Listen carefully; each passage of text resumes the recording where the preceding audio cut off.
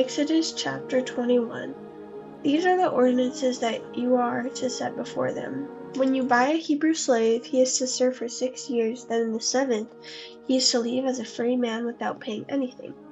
If he arrives alone, he is to leave alone. If he arrives with a wife, his wife is to leave with him. If his master gives him a wife, and she bears him sons and daughters, the wife and her children belong to her master, and the man must leave alone.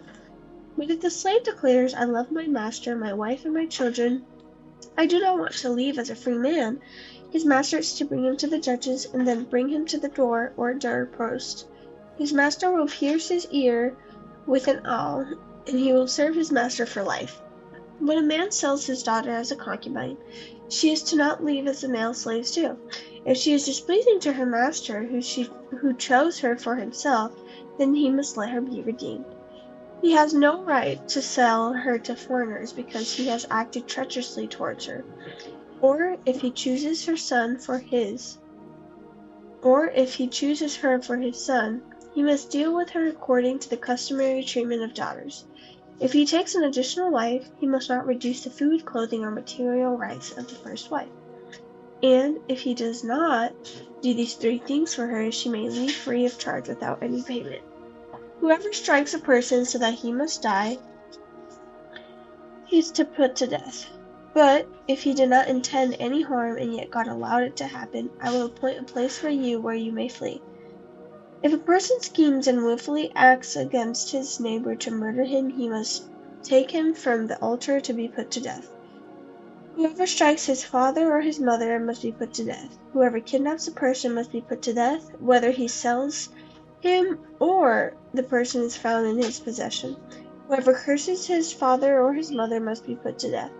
When men quarrel and one strikes the other with a stone or his fist, and the injured man does not die but is confined to bed, if he can later get up and walk around again outside leaning on his staff, then the one who struck him will be exempt from punishment. Nevertheless, he must pay for his lost work time and provide for his complete recovery. When a man strikes his male or female slave with a rod, and the slave dies under his abuse, the owner must be punished. However, if the slave can stand up after a day or 2, the owner should not be punished because he is his own property. When men get in a fight and hit a pregnant woman so that her children are born prematurely but there is no injury, the one who hit her must be fined as the woman's husband demands from him, and he must pay according to judicial assessment.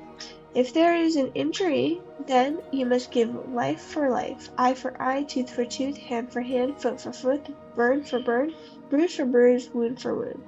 When a man strikes the eye of his male or female slave and destroys it, he must let the slave go free in compensation for his eye. If he knocks out the tooth of his male or female slave, he must let the slave go free in compensation for his tooth. When an ox gores a man or a woman to death, the ox must be stoned and its meat may not be eaten, but the ox owner is innocent. However, if the ox was in the habit of goring, and its owner has been warned yet does not restrain it, and it kills a man or a woman, the ox must be stoned and its owner must be put to death. If instead a ransom is demanded of him, he can pay a redemption price for his life in the full amount demanded from him. If it gores a son or a daughter, he is to be dealt with according to the same law. If the ox gores a male or female slave, he must give 30 shekels of silver to the slave's master, and the ox must be stoned. When a man uncovers a pit or digs a pit and does not cover it, and the ox or donkey falls into it, the owner of the pit must give compensation. He must pay to his owner, but the dead animal will become his. When a man's ox injures his neighbor's ox and it dies, they must sell the live ox and divide its proceeds. They must also divide the dead animal. If, however, it is known that the ox was in the habit of goring, yet its owner has not restrained it, he must compensate fully. Ox for ox, the dead animal will become his. Exodus chapter 22. When a man steals an ox or a sheep and butchers it or sells it, he must repay 5 cattle for the ox or 4 sheep for the sheep. If a thief is caught in the act of breaking in and he is beaten to death, no one is guilty of bloodshed. But if this happens after sunrise, the householder is guilty of bloodshed. A thief must make full restitution. If he is unable, he is to be sold because of his theft. If what was stolen, whether ox, donkey, or sheep, is actually found alive in his possession, he must repay double. When a man lets a field or vineyard be grazed in, and then allows his animals to go and graze in someone else's field, he must repay with the best of his own field or vineyard. When a fire gets out of control, spreads to thorn bushes, and consumes stacks of cut grain, standing grain, or field, the one who started the fire must make full restitution for what was burned. When a man gives his neighbor valuables or goods to keep, but they are stolen from that person's house, the thief, if caught, must repay double. If the thief is not caught, the owner of the house must present himself to the judges to determine whether or not he has taken his neighbor's property. In any case of wrongdoings involving an ox, a donkey, a sheep, a garment, or anything else lost, and someone claims that's mine, the case between the two parties is to come before the judges. The one the judges condemn must repay double to his neighbor. When a man gives his neighbor a donkey, an ox, a sheep, or any other animal to care for, but it dies, is injured, or is stolen, while no one is watching, there must be an oath before the Lord between the two of them to determine whether or not he has taken his neighbor's property. Its owner must accept the oath, and the other man does not have to make restitution. But if in fact the animal was stolen from his custody, he must make restitution to its owners. If it was actually torn apart by a wild animal, he is to bring it as evidence. He does not have to make restitution for the torn carcass. When a man borrows an animal from his neighbor, and it is injured or dies while its owner is not there with it, the man must make full restitution. If its owner is there with it, the man does not have to make restitution. If it was rented, the loss is covered by its rental price. If a man seduces a virgin who is not engaged and who sleeps with her, he must certainly pay the bridal price for her to be his wife. If her father absolutely refuses to give her to him, he must pay an amount in silver equal to the bridal price for virgins. Do not allow a sorceress to live. Whoever has sexual intercourse with an animal must be put to death. Whoever sacrifices to any gods except the Lord alone is to be set apart for destruction. You must not exploit a resident alien or oppress him, since you were resident aliens in the land of Egypt. You must not mistreat any widow or fatherless child. If you do mistreat them, they will no doubt cry to me, and I will certainly hear their cry. My anger will burn, and I will kill you with a sword. Then your wives will be widows and your children fatherless.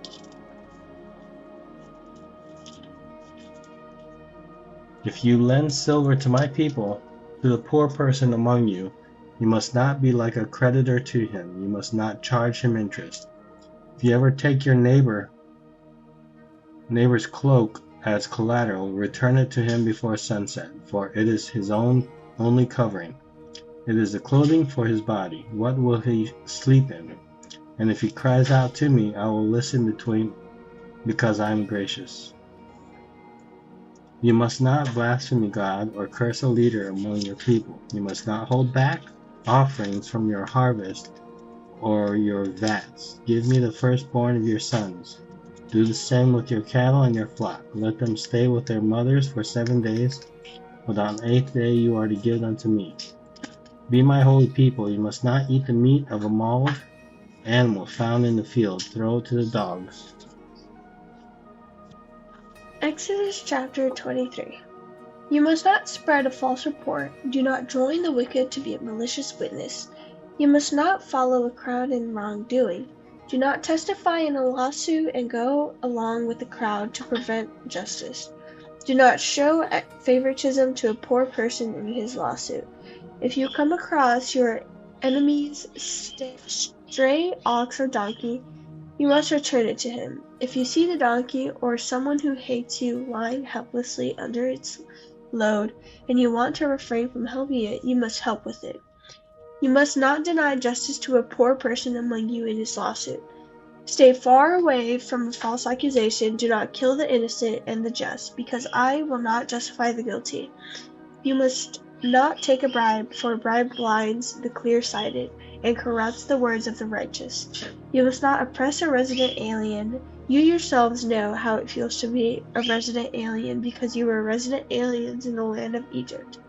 Sow your land for 6 years and gather its produce.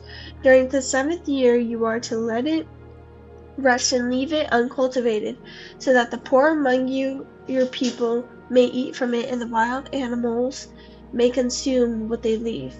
Do the same with your vineyard and your olive grove.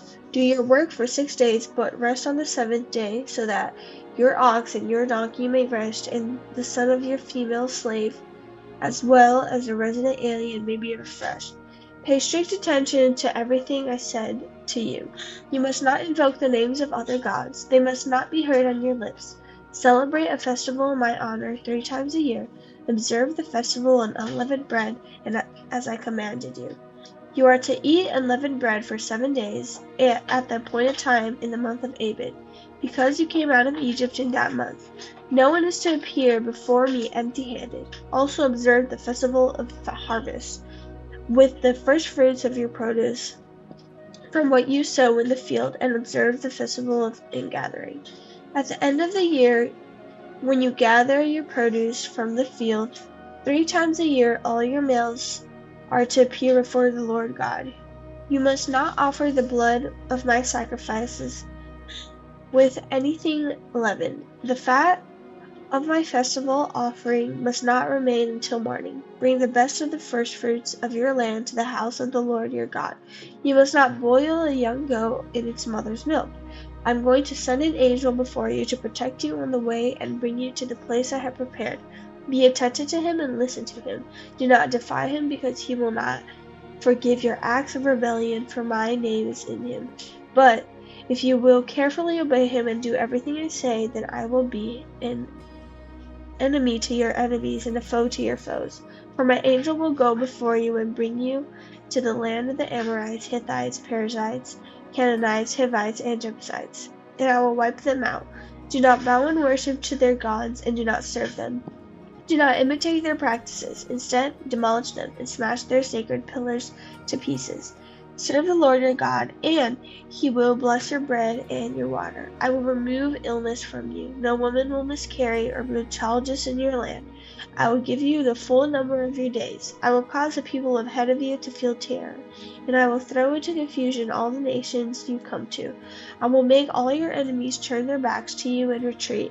I will send hornets in front of you, and they will drive the Hivites, Canaanites, and Hittites away from you. I will not drive them out ahead of you in a single year. Otherwise, the land would become desolate, and the wild animals would multiply against you. I would drive them out little by little ahead of you until you have become numerous and take possession of the land. I will set your borders from the Red Sea to the Mediterranean Sea, and from the wilderness to the Euphrates River. For I will place the inhabitants of the land under your control, and you will drive them out ahead of you. You must not make a covenant with them or their gods. They must not remain in your land, or else they will make you sin against me. If you serve their gods, it will be a snare for you. Exodus 24. Then he said to Moses, Go up to the Lord, you and Aaron, Nadab and Abihu, and 70 of Israelites' elders, and bow in worship at a distance. Moses alone is to approach the Lord, but the others are not to approach, and the people are not to go up with him. Moses came and told the people all the commands of the Lord and all the ordinances. Then all the people responded with a single voice, We will do everything that the Lord has commanded. And Moses wrote down all the words of the Lord. He rose early the next morning and set up an altar and 12 pillars for the 12 tribes of Israel at the base of the mountain. Then he sent out young Israelite men, and they offered burnt offerings and sacrifice, bulls and fellowship offerings to the Lord. Moses took half of the blood and set it in basins. The other half of the blood he splattered on the altar. Then he took the covenant scroll and read it aloud to the people. They responded, "We will do and obey all that the Lord has commanded." Moses took the blood splattered on the people and said, "This is the blood of the covenant that the Lord has made with your covenant concerning all those words." Then Moses went up with Aaron, Nadab, and Abihu, and 70 of Israelite elders, and they saw the God of Israel. Beneath his feet was something like a pavement made of lapis lazuli, as clear as the sky itself. God did not harm the Israelite nobles. They saw him, and they ate and drank. The Lord said to Moses, "Come up to me on the mountain and stay there, so that I might give you the stone tablets with the law and covenant I have written for their instruction." So Moses arose with his assistant Joshua and went up to the mountain of God. He told the elders, "Stay here for us until we return to you. Aaron and who are here with you, whoever was a dispute should go to them. Whoever has a dispute should go to them." Then Moses went up to the mountain. The cloud covered it. The glory of the Lord settled the mountain Sinai, and the cloud covered it for 6 days. On the 7th day, he called to Moses from the cloud. The appearance of the Lord's glory to the Israelite was like a consuming fire on the mountaintop. Moses entered the cloud, and he went up the mountain, and he remained on the mountain 40 days and 40 nights.